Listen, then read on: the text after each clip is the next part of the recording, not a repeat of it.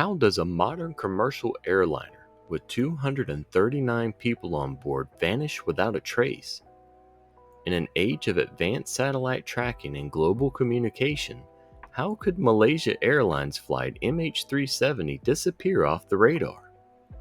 This isn't just an unsolved mystery. It's a tragedy that has left families grieving and the world searching for answers.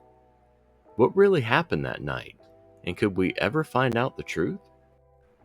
Welcome to Mystery Unveiled, where today we explore the disappearance of Flight MH370, a mystery that continues to baffle aviation experts and investigators nearly a decade after the plane vanished. If you're ready to dive into the facts, theories, and latest developments, stick around as we unravel this modern-day enigma. On March the 8th, 2014, Malaysia Airlines Flight MH370 took off from Kuala Lumpur International Airport, bound for Beijing. The Boeing 777, commonly referred to as the 777, was carrying 227 passengers and 12 crew members. But just 40 minutes after takeoff, as the plane crossed into Vietnamese airspace, it vanished from radar screens. What followed was one of the most extensive and expensive search efforts in aviation history. Initial searches focused on the South China Sea, where the plane's last known location was recorded. But as days turned into weeks and no wreckage was found, investigators expanded their search to the Indian Ocean. It was here, in a remote stretch of ocean far from the flight's intended path, that authorities believed MH370 had met its end. The focus of the investigation soon turned to those in the cockpit. Captain Zahari Ahmad Shah, a seasoned pilot with over 18,000 hours of flying experience, and First Officer Farik Abdul Hamid, who was on his final training flight before becoming fully certified, became subjects of intense scrutiny. Despite their expertise and experience, questions lingered about their involvement. Investigators have pored over every detail of their personal and professional lives, yet no definitive evidence has emerged to implicate either man in the disappearance of MH370, leaving the mystery as confounding as ever. The search for MH370 officially ended in 2017 after covering 120,000 square kilometers of ocean floor. However, the plane's main wreckage has never been found, leaving many to question what truly happened. So let's dive into two of the most compelling theories about the disappearance of MH370. One of the most controversial and debated theories is that Captain Zahari Ahmad Shah deliberately brought down MH370 in a planned suicide mission. Proponents of this theory suggest that Zahari, possibly suffering from a personal or psychological issue, meticulously planned the flight's deviation. According to this theory, after reaching cruising altitude, Zahari locked his co-pilot out of the cockpit, depressurized the cabin to incapacitate everyone on board, and then flew the plane off course into the remote southern Indian Ocean, where it ultimately ran out of fuel and crashed. Supporters of this theory often cite Zahiri's personal flight simulator, which, during the investigation, revealed routes plotted over the southern Indian Ocean, eerily similar to the suspected final path of MH370. Additionally, some investigators found that Zahiri had practiced emergency landings on remote islands, suggesting a premeditated plan to evade detection. However, it's important to note that these findings are circumstantial and don't constitute a definitive proof. Zahiri's family and friends have consistently refuted claims that he was suicidal or capable of such an act, pointing out that there were no red flags in his psychological evaluations or personal life leading up to the flight. Also, while the simulator data is compelling, critics argue that it could be coincidental. Pilots often simulate various scenarios, including emergencies, as part of their training. The lack of clear motive and concrete evidence leaves this theory open to interpretation and continued debate. Another plausible explanation for the disappearance of MH370 is that it suffered a catastrophic mechanical failure. rendering the crew incapacitated and leaving the aircraft to fly on autopilot until it eventually ran out of fuel and crashed into the ocean. This theory is grounded in the possibility of a sudden decompression event, fire, or another mechanical failure that might have caused the pilots to lose control of the plane, either due to incapacitation or disorientation.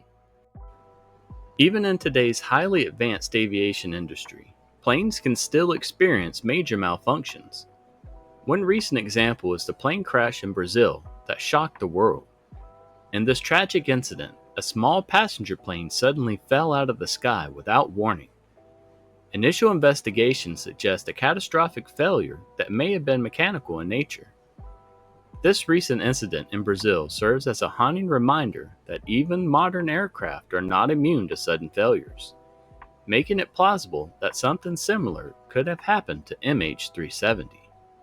A mechanical issue, whether related to the engine, electrical systems, or cabin pressure, might have caused the pilots to lose control of the plane without enough time to send out an emergency signal. Supporters of this theory point to the absence of any distress signal, which could be explained by a rapid emergency that overwhelmed the crew before they could send a mayday. The possibility of a fire, for instance, might have caused a loss of cabin pressure, leading to hypoxia, a condition where the brain is starved of oxygen, leaving the crew unconscious. The aircraft, under autopilot, could have continued its course until fuel exhaustion.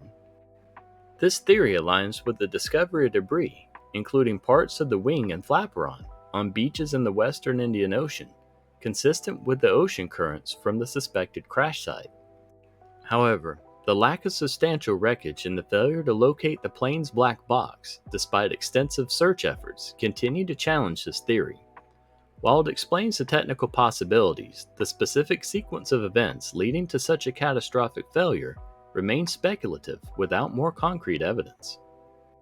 In the years following MH370's disappearance, several experts have weighed in on the case, each bringing their own perspectives and interpretations of the available evidence. Larry Vance, a former investigator with the Canadian Transportation Safety Board, is one of the most vocal proponents of the theory that the plane was deliberately ditched into the ocean by the pilot. Vance's argument is largely based on the debris found on Reunion Island in 2015, particularly a flaperon, which he believes shows a sign of controlled ditching, a scenario where the plane is deliberately landed on water rather than crashing at high speed. Vance points to the lack of typical crash damage on the flaperon as evidence that MH370 did not suffer a catastrophic failure at high altitude, but was instead brought down in a controlled manner, possibly by Captain Zahari himself. This theory suggests a deliberate act, potentially a final, tragic act, by the pilot. On the other hand, David Gleave, an aviation safety researcher, supports the mechanical failure theory. Gleave argues that the sudden loss of communication from the plane is more consistent with a rapid and unforeseen mechanical failure, such as a fire or decompression, which incapacitated the crew before they could issue a distress call. Gleave believes that while the debris discovered does suggest a water landing, the exact circumstances leading up to that point are more likely the result of an accident rather than a deliberate act. Recent developments in the case include renewed search efforts by private companies, driven by advancements in satellite technology and oceanographic analysis. These efforts have provided a clearer picture of the flight's potential final hours, but have yet to uncover the main wreckage, leaving many questions unanswered. As the mystery continues, new theories and evidence emerge, but the truth remains elusive. So what do I think happened to MH370? It's incredibly difficult to ignore the evidence that suggests deliberate action by someone on board, most likely the pilot.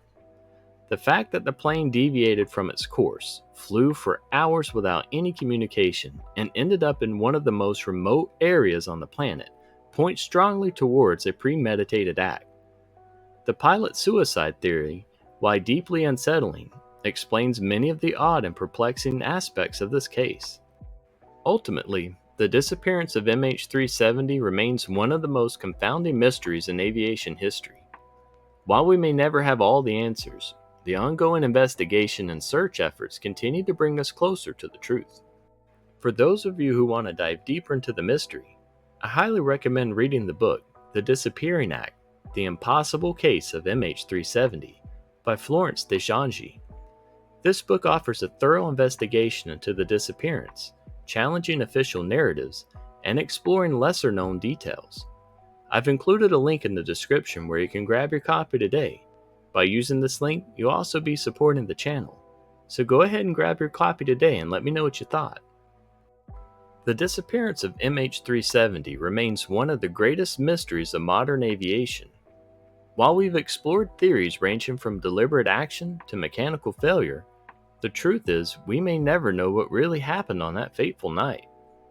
The families of those on board deserve answers, and the world continues to search for the missing pieces of this puzzle. So what do you think? Was it a deliberate act by the pilot, or could it have been a tragic accident? Share your thoughts and theories in the comments below.